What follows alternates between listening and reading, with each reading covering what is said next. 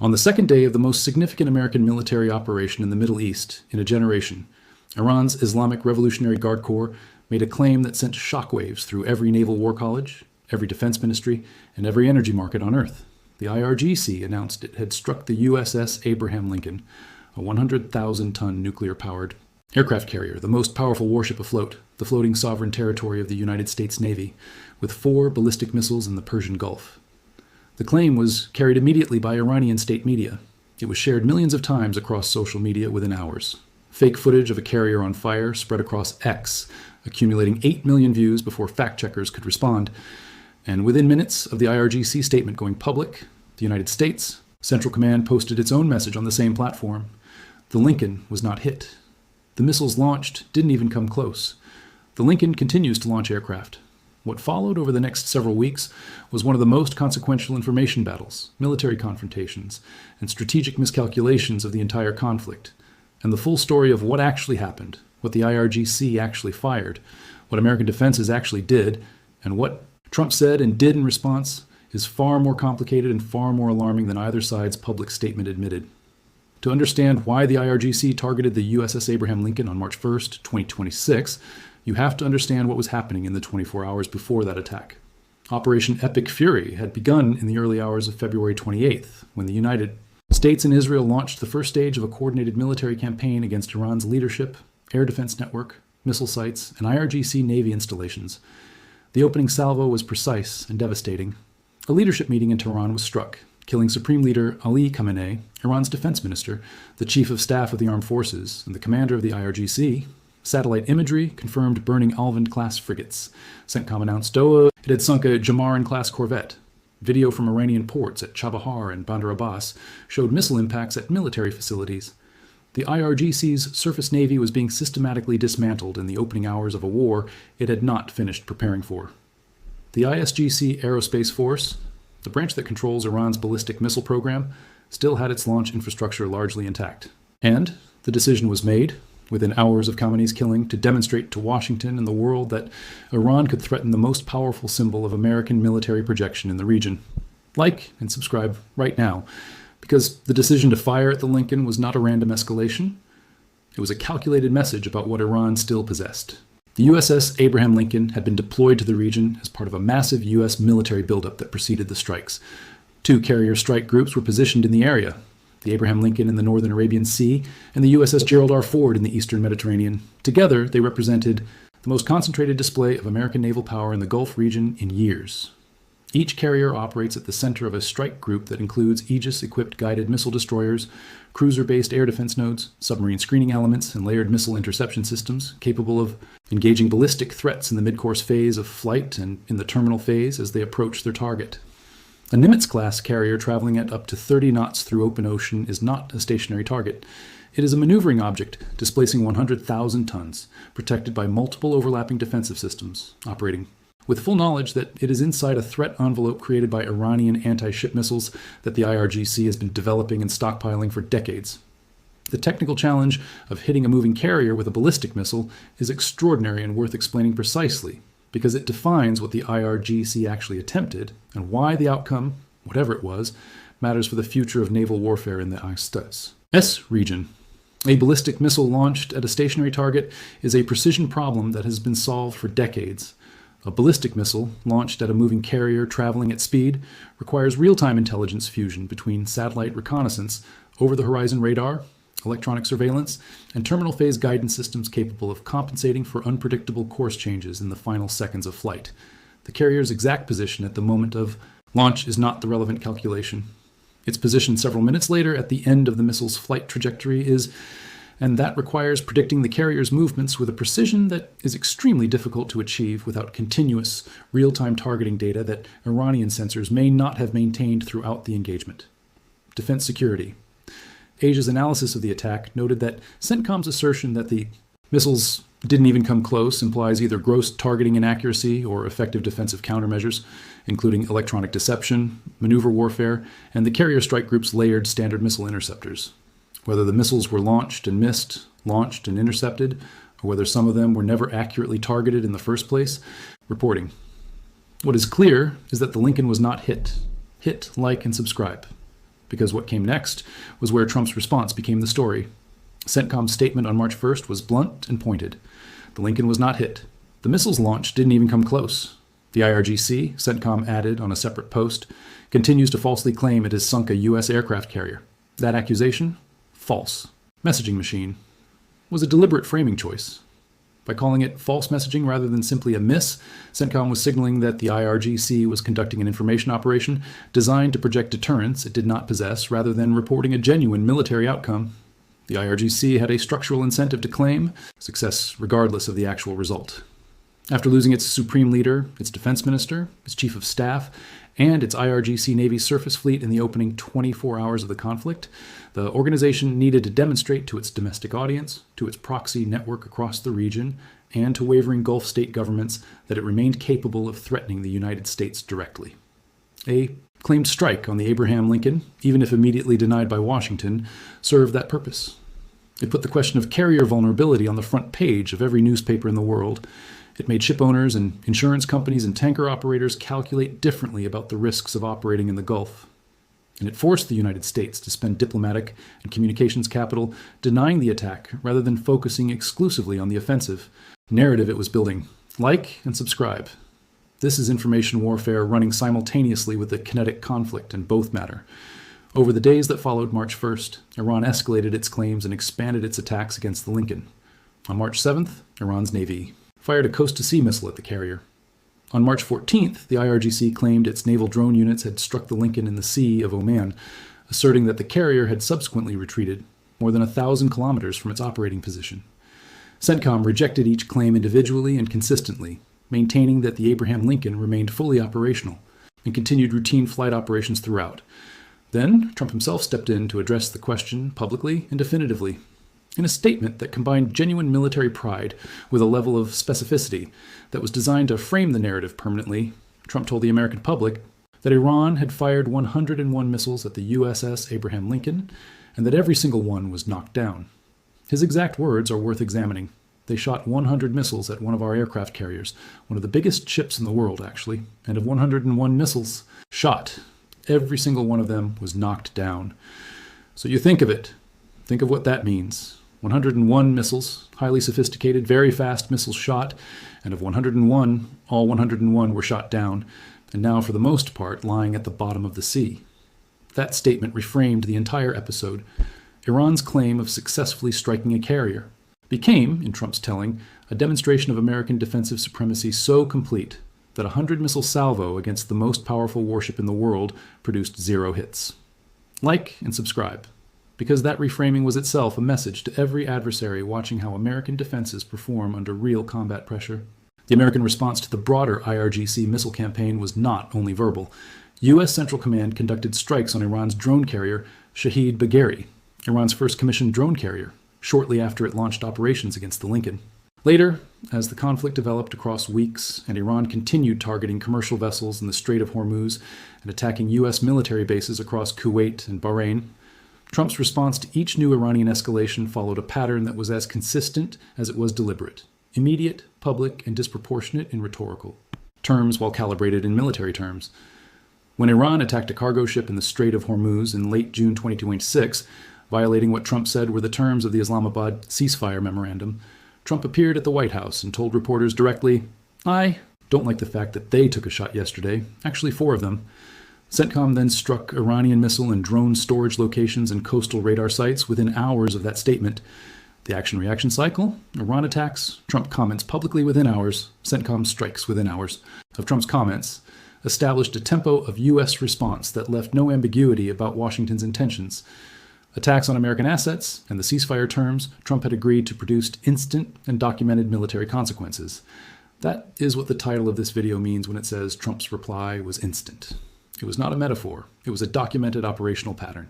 The broader military picture of what Iran attempted against the Abraham Lincoln across the full arc of the conflict reveals something important about the gap between the IRGC's missile doctrine and its actual operational effectiveness against a defended carrier strike group.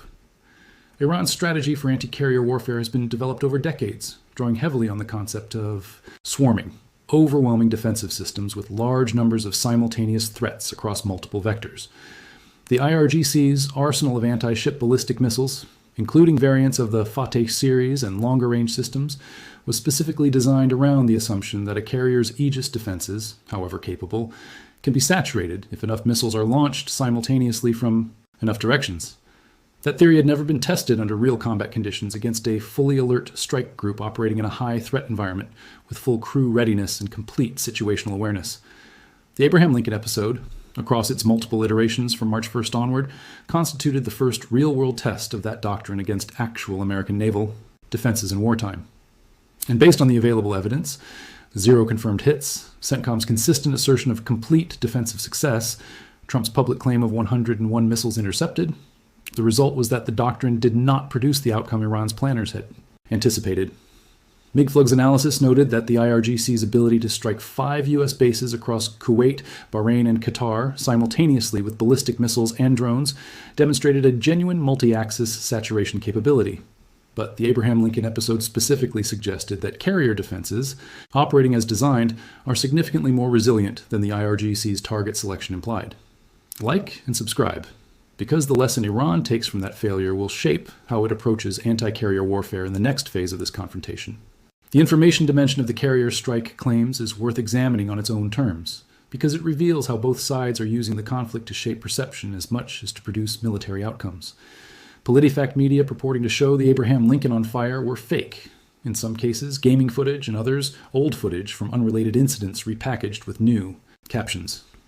The fake footage accumulated millions of views before it could be corrected, and some audiences in regions where Iranian state media carries more credibility than CENTCOM's ex-posts never received the correction at all.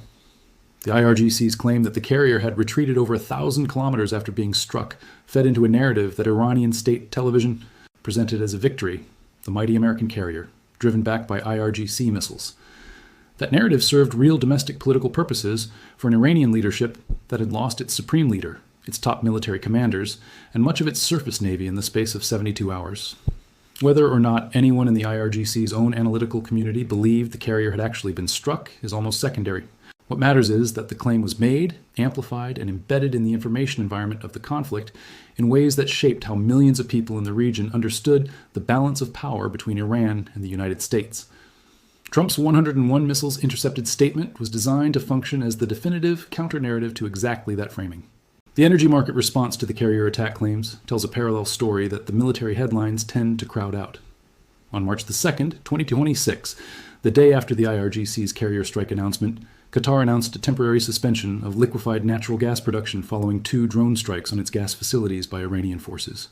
That single announcement triggered a 45% surge in European gas prices, not because Qatar's LNG represented a majority of European supply, but because the Strait of Hormuz accounts for roughly 20% of global LNG trade, and the market immediately priced in the risk that the waterway would remain contested indefinitely. The International Energy Agency noted at the time that global oil markets were already oversupplied, which dampened the oil price spike somewhat. But the LNG response demonstrated something that Iranian strategists understood and American policymakers had to rapidly acknowledge. The threat to energy infrastructure and shipping lanes does not have to materialize completely to produce massive economic consequences. The IRGC did not need to sink the Abraham Lincoln to move the energy markets. It needed to fire it, the Abraham Lincoln, and generate enough credible uncertainty about the carrier's safety that the global energy supply chain would begin pricing in the possibility that the United States Navy could not guarantee freedom of navigation in the Gulf. That uncertainty itself was a strategic weapon. It pressured Gulf state governments to consider their own exposure. It put Chinese energy importers, who receive over 80% of the crude oil passing through Hormuz, in the position of watching their primary energy supply route come under ballistic missile fire from a state that exports to them. It created exactly the kind of systemic pressure that the IRGC's doctrine calls for, even when the kinetic effect of the missiles falls short. Like and subscribe, because in modern great power competition, a missed missile can still move a market, and a moved market can still shape a negotiation. The IRGC's Wave 99 operation, in April 2026, conducted under the formal designation Operation True Promise 4, demonstrated that the organization had not abandoned its carrier targeting ambitions even after the March failures. In that operation, the IRGC Aerospace Force and IRGC Navy conducted a joint strike that included targeting the USS Abraham Lincoln, which had by that point repositioned to the Indian Ocean with long-range anti-ship cruise missiles. Simultaneously, the same operation struck petrochemical facilities in Saudi Arabia's Al Jubail and Al Juwaymah areas, including facilities partially owned by Chevron Phillips, ExxonMobil, Dow Chemical, and the Sadara joint venture between Aramco and Dow. Container ship linked to Israel was struck near the UAE port of Khor Fakkan. IRGC Aerospace Force Commander Brigadier General Sayed Majid Musavi announced the introduction of twin-slot launchers capable of independently firing pairs of Fateh and K-bar Shekin missiles, a public demonstration of a new launch platform configuration that doubles the salvo density from any individual launcher position. The Wave 99 operation was designed to demonstrate that the IRGC could sustain multi-axis, multi-target strikes across a geographic area spanning from Saudi petrochemical infrastructure to Israeli-linked shipping to U.S. carrier positioning in the Indian Ocean, all in a single coordinated operation. Whether each individual strike succeeded is less important than the operational picture that picture presents. An organization that executing complex, coordinated operations across a vast area. Like and subscribe. That operational persistence is what makes the U.S.-Iran confrontation so difficult to resolve at the negotiating table. The question of what the carrier targeting campaign ultimately cost Iran in return is the final part of this picture. Each time Iran fired at the Abraham Lincoln, or claimed to fire at it, or claimed to have hit it after firing at something near it, the United States used that action as justification for additional strikes on Iranian military infrastructure. The drone carrier Shahid Bagheri, Iran's first commissioned drone carrier, was struck by U.S. forces immediately after the IRGC's initial carrier claims. Coastal radar stations were hit in retaliatory strikes following ceasefire violations. Missile and drone storage locations were destroyed. The pattern was consistent. Every IRGC action against U.S. naval assets produced a documented U.S. kinetic response within hours, exactly as Trump had framed his approach from the beginning. Iran fired at the carrier to demonstrate it still had the capability to threaten American power projection. America struck back to demonstrate that demonstrating that capability had a documented and immediate cost. That exchange, carrier-targeted infrastructure destroyed in response, ran as a consistent rhythm underneath the broader negotiating dynamic, and it is still running now. The ceasefire is fragile. The Islamabad memorandum is contested. The 60-day negotiating window is counting down, and the USS Abraham Lincoln is still operating in the region, still launching aircraft, still the target Iran could not hit, and still the symbol. America will not remove from the equation until there is something worth calling a deal. Hit like and subscribe and share this video, because the confrontation between an IRGC ballistic missile and a carrier strike group's defense systems is not just a military story. It is the story of who blinks first in the most dangerous standoff since the Cold War. Real time. When Trump said publicly that Iran fired 101 missiles at the Lincoln and every single one was intercepted, he was doing something that went beyond correcting the Iranian narrative. He was publicly validating American naval missile defense performance under real combat conditions for the first time in the modern era. Previous U.S. carrier operations in contested. The defense worked fully, completely. 101 out of 101 was a message directed at China as much as at Iran. Beijing has invested heavily in its own anti-ship ballistic missile program, the DF-21D and DF-26, specifically designed to threaten U.S. carriers in any future Taiwan. That means before you calculate your own options. Like and subscribe, because confirming carrier defense effectiveness in wartime is both a domestic political statement and a strategic signal to every adversary still deciding whether to test American naval power for themselves. The deeper strategic consequence of Iran targeting the USS Abraham Lincoln with ballistic missiles is not the damage it did or didn't produce in that specific engagement. It is what the attempt revealed about where this conflict is heading and what kind of war Iran is prepared to fight in the next phase. A nation that fires ballistic missiles at a nuclear-powered aircraft carrier in the opening days of a conflict, it is losing on multiple fronts, is a nation that has decided to use everything it has, accept the escalatory consequences, and bet on its ability to absorb retaliation while continuing to impose costs on its adversary. That is not the behavior of an organization preparing to negotiate from a position of weakness. It is the behavior of an organization that believes its underground missile cities, its proxy network, its Hormuz leverage, and its information warfare capability can outlast American political will. Trump's instant reply, combining public ridicule of the claimed strike, confirmation of defensive success, and CENTCOM strikes against the assets Iran used to execute the attack, was designed to counter every one of those beliefs simultaneously. Hit like and subscribe and share this video, because the carrier strike claims of March 2026 were not just a moment in a news cycle. They were the opening move in a contest over which side's narrative of this war will ultimately shape what the peace looks like.